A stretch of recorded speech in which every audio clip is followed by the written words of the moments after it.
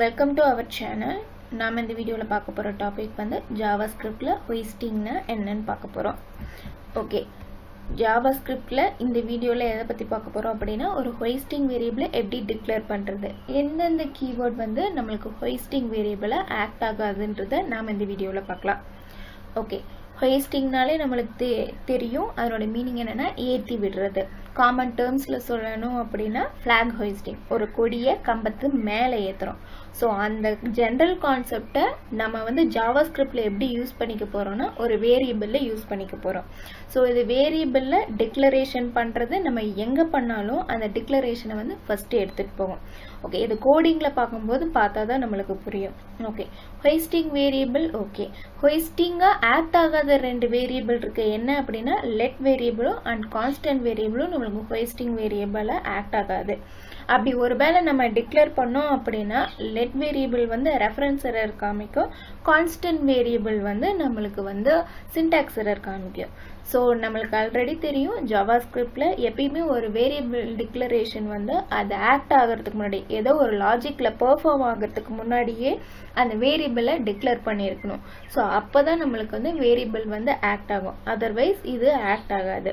So இது எப்படி act பண்ண வைக்கிறதுன்றதை நம்ம ஃபர்ஸ்ட் பார்த்துக்கலாம். ஓகே, அதுக்கு நான் வந்து ரன் டைம்ல கோடிங் எழுதிருக்கேன். ஓகே, ஆஸ் யூஷுவல் நான் என்ன பண்ணியிருக்கேன் அப்படின்னா ஸ்கிரிப்ட்ன்ற டேக் ஓப்பன் அண்ட் க்ளோஸ் கொடுத்துருக்கேன். வேரியபிள் டிக்ளேர் பண்ணுறதுக்கு வேர்ன்ற கீவேர்ட் யூஸ் பண்ணியிருக்கேன். இந்த இடத்துல எந்த வேரியபிள் நேம் வேணாலும் கொடுத்துக்கலாம். நான் எக்ஸ்ன்ற வேரியபிள் நேம் கொடுத்துருக்கேன். ஈக்குவல் டு 5ன்ற வேல்யூ வந்து அசைன் பண்ணிட்டேன்.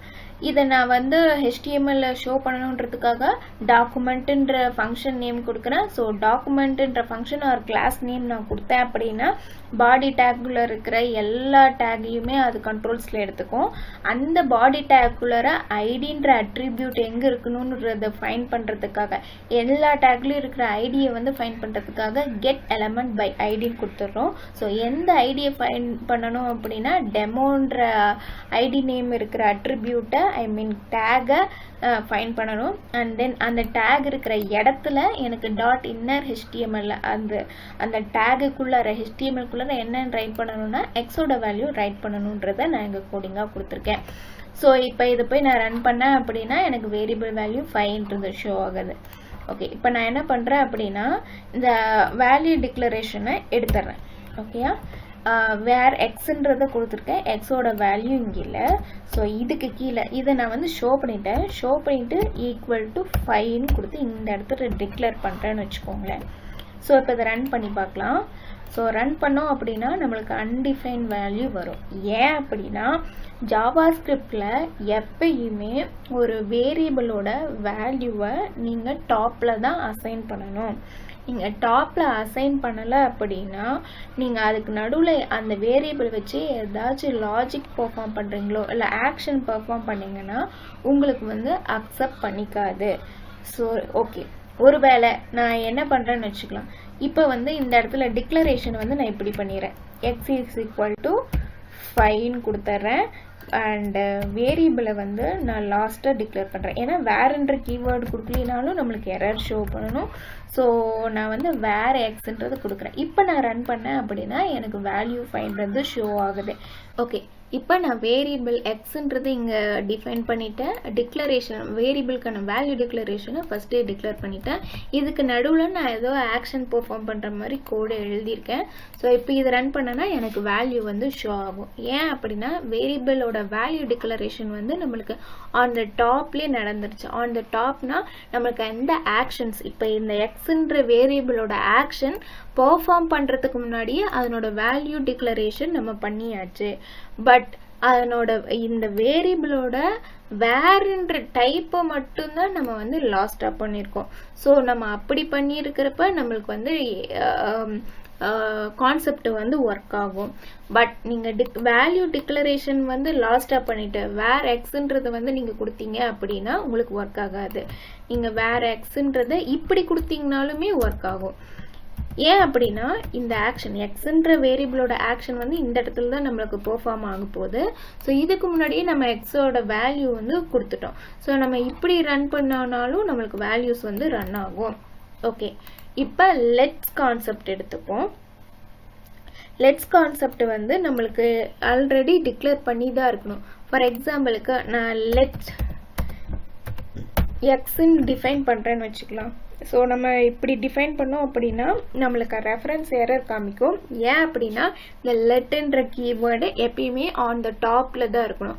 அதாவது வேரியபிளோட வேல்யூ பெர்ஃபார்ம் ஆகிறதுக்கு முன்னாடி நம்மளுக்கு டிஃபைன் ஆயிருக்கணும். இந்த இடத்துல நம்மளுக்கு ஆக்ஷன் பெர்ஃபார்ம் ஆகுதா, ஸோ அதுக்கு முன்னாடி ஒரு லைனுக்கு முன்னாடியாச்சும் அந்த லெட்ன்ற கீவேர்டோட வேல்யூவோ நம்மளுக்கு வந்து டிஃபைன் ஆயிருக்கணும்.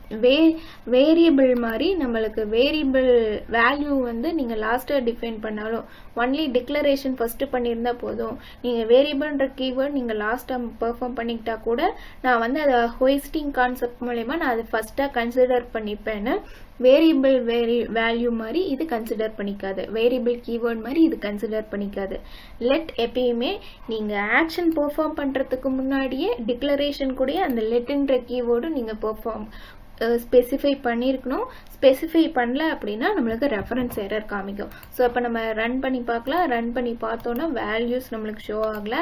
ஸோ என்ன எரர் வருதுன்னு பார்த்தீங்கன்னா ரெஃபரன்ஸ் எரர் வந்து நம்மளுக்கு ஷோ ஆகுது. ஏன்னா லெட் கீவேர்ட் எப்பயுமே வந்து டிக்ளரேஷன் கூடவே நீங்கள் வந்து ஸ்பெசிஃபை பண்ணியிருக்கணும். அதர்வைஸ் இது வந்து நம்மளுக்கு வந்து எரர் ஷோ பண்ணும். அண்ட் சேம் கான்ஸ்டன்ட்டும் அப்படியே தான். கான்ஸ்டன்ட்டு சின்டாக்ஸ் எரர் ஷோ பண்ணும். இதுவும் நம்மளுக்கு வேல்யூஸ் வந்து ரன் ஆகாது. ஸோ நீங்கள் போய் செக் பண்ணீங்க அப்படின்னா கான்ஸ்டன்ட் வந்து நம்மளுக்கு சின்டாக்ஸ் எரர் வந்து ஷோ பண்ணும். வேரியபிள் கீவேர்ட் மட்டும்தான் நம்மளுக்கு வந்து ஹோய்ஸ்டிங் கான்செப்டை வந்து ரன் பண்ணுது. அதுவும் டிக்ளரேஷன் வந்து நீங்கள் ஃபர்ஸ்டே பண்ணிடணும். ஒரு ஆக்ஷன் அந்த வேரியபிள் வச்சு ஏதாச்சும் டாஸ்க் பெர்ஃபார்ம் பண்ணுறதுக்கு முன்னாடியே அதனோட வேல்யூ வந்து நீங்கள் ஸ்பெசிஃபை பண்ணிடணும்.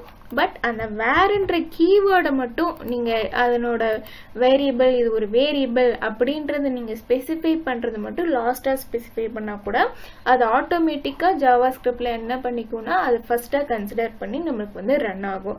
ஸோ இதுதான் வந்து ஒரு சின்ன ஹோய்ஸ்டிங் கான்செப்ட். ஏதாச்சும் ஒரு இடத்துல நீங்கள் வேர்ன்ற கீவேர்ட் மிஸ் பண்ணிட்டீங்க அப்படின்னா இதை நீங்கள் யூஸ் பண்ணிக்கலாம். ஸோ அந்த ஸ்பெசிஃபிகேஷன் தான், வேற எதுவும் பயங்கரமான யூஸ்லாம் இந்த ஹோய்ஸ்டிங் கான்செப்ட் கிடையாது. சும்மா தெரிஞ்சுக்கோங்க. ஓகே, நாம் இந்த வீடியோவில் எதை பற்றி பார்த்தோம் அப்படின்னா ஹோய்ஸ்டிங் வேரியபிளை எப்படி டிக்ளேர் பண்ணுறது அப்படின்னு பார்த்தோம். அண்ட் தென் ஹோய்ஸ்டிங் வேரியபிளாக எந்த கீவேர்ட் வந்து ஆக்ட் ஆகாது, எக்ஸாம்பிளுக்கு லெட் அண்ட் கான்ஸ்டன்ட் வந்து நம்மளுக்கு வந்து ஆக்ட் ஆகாது அப்படின்றத பற்றி நாம் இந்த வீடியோவில் பார்த்தோம். தேங்க்யூ.